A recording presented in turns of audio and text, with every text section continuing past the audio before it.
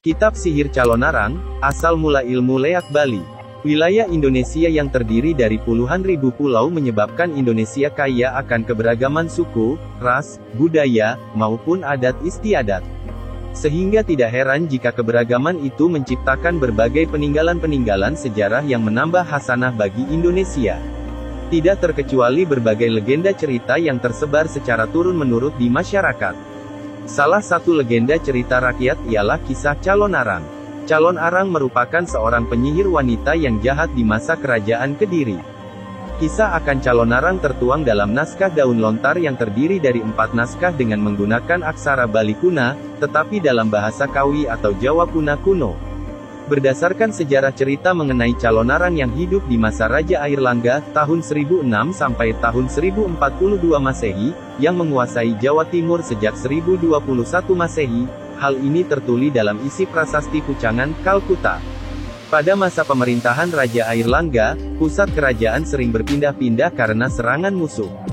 Meskipun menurut prasasti Terep 1032 Masehi, sang raja lari dari istananya di Watan Mas ke Patakan, namun dalam naskah cerita Calon Arang Keratin Airlangga berada di Dahak Kediri. Di masa itu pula hiduplah seorang janda yang memiliki kekuatan sakti bernama Dayu Datu di desa Girah. Datu tersebut kemudian dikenal dengan nama Calon Arang yang merupakan ahli ilmu sihir hitam dan mendirikan sebuah padepokan ilmu sihir. Sebagai seorang ahli ilmu sihir dan memiliki sebuah padepokan, Calon Arang menulis seluruh ilmu sihirnya ke dalam sebuah kitab. Kitab tersebut hingga kini tidak diketahui keberadaannya. Namun, salah seorang murid Calon Arang melarikan diri ke Bali dan mengajarkan serta melestarikan ilmu sihir yang didapatkannya. Ilmu sihir tersebut kemudian dikenal dengan nama leak. Karena kisah mengenai Calon Arang sangat dekat dengan adat masyarakat Hindu Bali, sehingga dirinya dianggap sebagai orang asli Bali.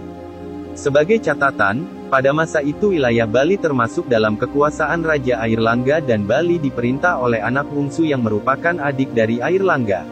Untuk di Bali sendiri, ilmu leak telah dikenal oleh masyarakat secara luas dan dianggap sangat kejam karena mampu membunuh manusia dalam waktu yang singkat. Ilmu leak ini juga dapat menyebabkan manusia mati dengan perlahan dan menimbulkan penderitaan yang hebat dan lama. Selain itu, agama Hindu di Bali juga mengenal istilah Rua Bineda. Rua yang berarti dua, sedangkan Bineda berarti berbeda. Jika dikaitkan dengan ilmu sihir, maka ada ilmu yang beraliran kiri, kemudian disebut ilmu hitam pengeleakan. Sebaliknya, ada juga ilmu kanan yang disebut ilmu putih sebagai penangkal dari ilmu hitam.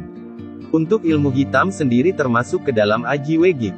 Aji yang berarti ilmu, dan Wegik yang berarti sifat yang senang mengganggu orang lain.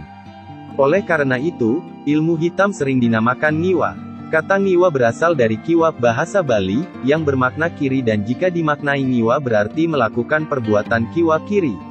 Ilmu leak sendiri dapat dipelajari melalui naskah-naskah lontar yang menceritakan mengenai ilmu hitam. Para murid Calon Arang yang menyelamatkan diri ke Bali kemudian menuliskan ilmu hitam ke dalam kitab lontar dan membaginya ke dalam 4 kitab. Ilmu leak juga terbagi ke dalam beberapa tingkatan. Pertama, ilmu leak tingkat bawah di mana orang yang menguasainya bisa berubah menjadi binatang. Kedua, ilmu leak tingkat menengah yang bisa merubah orang yang menguasainya menjadi burung Garuda ataupun Jaka Tungul. Dan ketiga, ilmu leak tingkat tinggi yang membuat orang yang menguasai ilmu tersebut berubah menjadi bade, menara pengusungan jenazah tingkat 21, tumpang selikur, yang berisi api menjalar sehingga bisa memusnahkan segala yang dilaluinya menjadi abu hina.